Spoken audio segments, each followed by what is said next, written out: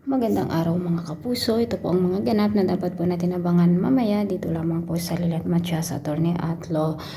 Tuluyan na nga pong namaalam si Sabrina kay Lilet, ngunit nasabi nga po niya ang tungkol dito sa magiging ebidensya na may relasyon nga po sila nitong si Renan. At pinadevelop nga po ni na Court at Lilet ang mga pictures nila Renan at ipinakita nga po kay Ira.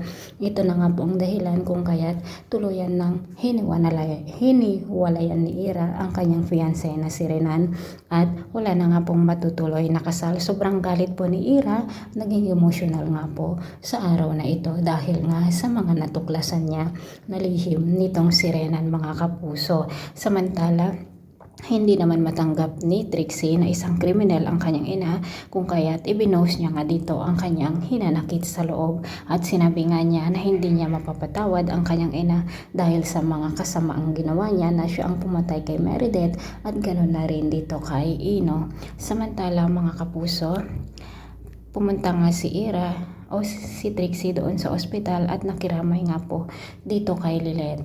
Gusto na sanang sabihin ni Trixie ang nalaman niya tungkol dito sa kanyang ina na si Patricia, ngunit nanaig pa rin ang pagmamahal sa kanyang ina.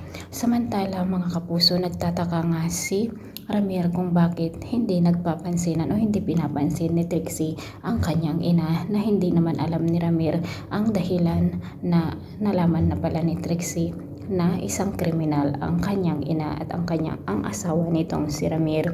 So mga kapuso, dahil sa pangyayaring ito, hindi na nga makauthot si Renan ng pera dito kay Renan at paano na dito kay Ira at paano na ang kanyang mga utang.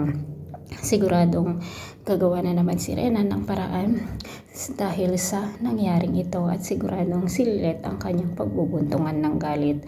So mga kapuso, sana nga hindi na mapatawad ni Ira si Renan para hindi na matuloy ang paggutot nito sa kanya ng pera at ang kanyang paghihiganti. Maraming salamat po. Ito po ang mga dapat natin abangan. Bye bye.